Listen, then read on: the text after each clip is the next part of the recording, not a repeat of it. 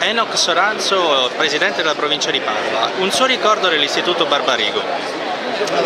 Il ricordo, se devo essere sincero, va sicuramente a dei momenti che sono stati in qualche modo vissuti con grande intensità, perché mi ha dato molto l'Istituto Barbarigo, come anche altri istituti, come l'Edi Meiss, insomma, quindi momenti della mia vita da qualche punto di vista anche difficili, perché sono state delle grandi sfide, ma che ricordo con grande entusiasmo. Sono il fino del mio corso degli studi a Barbarigo, perché era un connubio di energia, anche di sport, ma soprattutto perché mi apriva e sentivo che mi apriva un percorso subito dopo, uscendo dal Barbarigo, pieno e carico di sfide, ma anche con un bagaglio culturale e studentesco che è sicuramente importante. Questo è stato un ricordo, una sensazione che ho avuto uscendo per l'ultima volta dall'Istituto Barbarigo. Oggi quando ci passo, ogni volta che passo davanti all'istituto, provo un grandissimo senso di riconoscenza